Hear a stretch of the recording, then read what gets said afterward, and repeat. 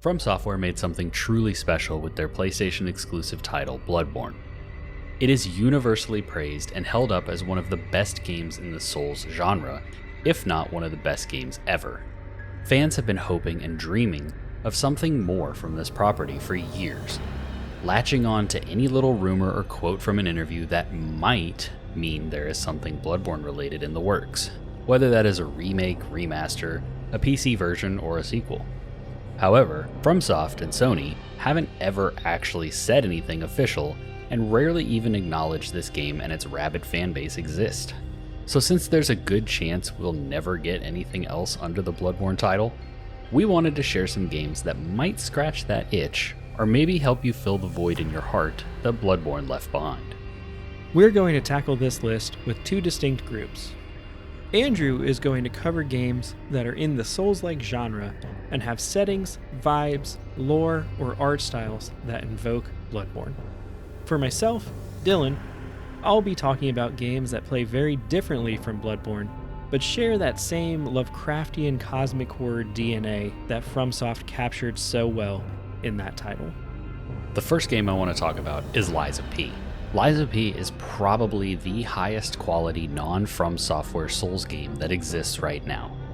The look and feel of the game, the length, the just overall quality, the music, everything about it is a step above the rest when compared to other Souls-like games that From Software themselves have not made. Along with that, Lies of P is extremely Bloodborne inspired when it comes to level design, mechanics, art direction. It has that kind of dark gothic look to it. It's a little more industrial and a little less gothic than Bloodborne, but it captures that vibe pretty well. It also has its own version of the rally mechanic. It has a twist on the trick weapon system. You don't get to change weapons mid-combat like you do in Bloodborne, but you can mix and match every single weapon's handle and blade in Lies of P to create some crazy combinations to fit your build. And this is just one of quite a few unique ideas in gameplay that Lies of P does really well, and I feel like there are things in this game that From Software could take and add to their games because they're that good. Also, the world and the story that are built from the Pinocchio story, really unique, really interesting, really cool world to explore, and overall, just a fantastic game. Highly recommend, especially if you're looking for something to scratch that Bloodborne itch. The Sinking City nails the Lovecraftian cosmic horror mystery for me. This game is probably the most overtly Lovecraftian of the bunch, with numerous references to his works. It's a third-person game focused on investigations, so you explore the environment, piecing together clues, ultimately uncovering the full picture and a sprawling conspiracy. The game is definitely not as smooth or polished as Bloodborne, but if you're looking for something that scratches the same itch that you felt while exploring Yharnam and learning about the hunt, check out The Sinking City.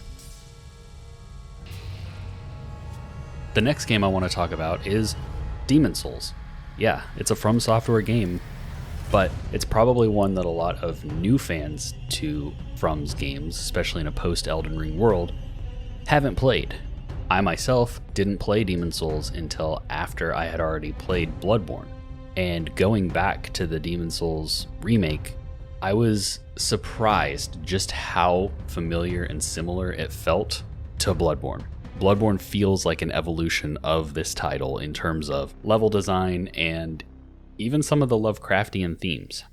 The Demon Souls remake looks and plays incredible, and it's a lot of fun to go back to the beginning of the modern Souls games that FromSoft is now famous for. So if you missed it like I did, definitely check out Demon Souls. Darkest Dungeon captures the tension and dread of cosmic horror so well. It's a roguelike set against a gothic horror backdrop that sees your party of ill-fated adventurers exploring the areas around a mansion and fighting off various evil creatures.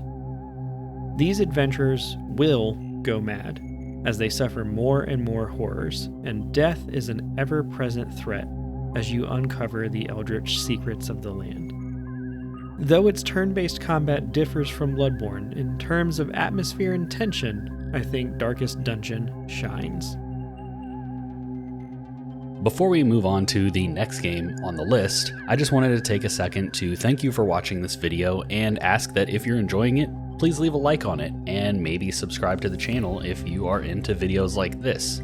We would really appreciate it, and it helps us out a ton. Alright, that's enough of that, let's get back to the list. The next game I want to talk about is Thymesia. So Thymesia is very AA and lower budget when compared to the other games that I've talked about so far. But it still has some really cool ideas that make it worth checking out. The combat is the heart and soul of Thymesia, and it plays like a mix of Bloodborne and Sekiro with fast dodges and a focus on parries. Outside of the combat, you're probably not going to get a lot in regards to really unique and intricate level design or crazy lore or things like that. However, the combat is very fun, very fast, very difficult to master. It has some really cool ideas in regards to the plague weapon system and the kind of double health bars that the enemies have, and I think that is enough to make it worth checking out. Now, the level design might not be anything super special, but the world design and the setting are very reminiscent of Bloodborne. You're playing through this game as a literal plague doctor during a plague, so you can see the inspiration just from the visuals that are on screen now, or if you go and check this game out on your own. If your expectations are in check as far as the scope of this game, I think there's a lot of fun to be had with it. While it's set in a sci-fi future rather than a more Victorian era, playing through Dead Space gave me a lot of the same vibes I felt playing through Bloodborne for the first time. The atmosphere is creepy and oppressive.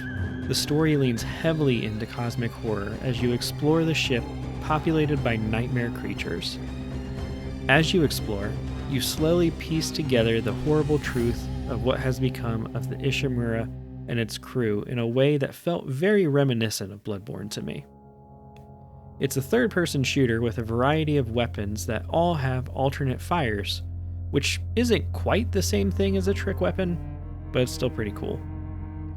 If you are looking for a terrifying story about the hubris of man toying with eldritch horrors beyond their comprehension, I can't recommend Dead Space, either the original or the remake, enough. And the last game that I'm going to talk about is The Last Faith. So if you're a fan of 2D Souls-inspired games, I've got you covered. What if there was a game that played a lot like Blasphemous, a fantastic game by the way, definitely go check out Blasphemous and Blasphemous 2 if you haven't. But what if the game played like Blasphemous, but looked like Bloodborne? Well, that game exists and it's called The Last Faith. This game doesn't do anything super special on its own, but it borrows, and borrow might be underselling it, it's very, very obvious where the inspiration for this game came from. But it borrows its ideas and mechanics from two other really fantastic games, being Bloodborne and Blasphemous. Everything from the monster design to the character that you're playing to the gothic Victorian world you're exploring, even some of the audio cues all feel straight out of Bloodborne and just converted to 2D pixel art. Whereas the actual exploration and combat and things like that feel very, very Blasphemous inspired. So if you're looking for something in the world of 2D games that lean a bit more in the direction of Metroidvania while still giving Bloodborne vibes, The Last Faith might be for you.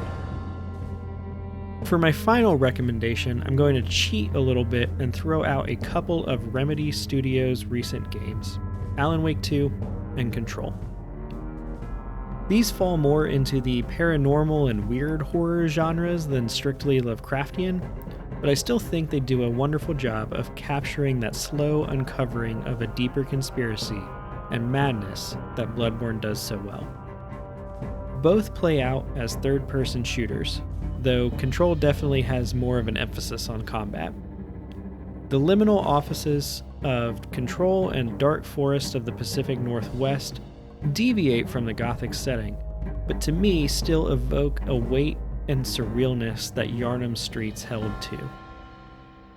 As you progress, you piece together the horrors of the world and the eldritch entities that have designs on it. These games are up there alongside Bloodborne as some of my favorites, for similar reasons. So if you're looking for well-executed and dark investigation and exploration, I would definitely recommend checking these out. So there you have it. Those are some games we recommend to fill the emptiness that Bloodborne left inside you.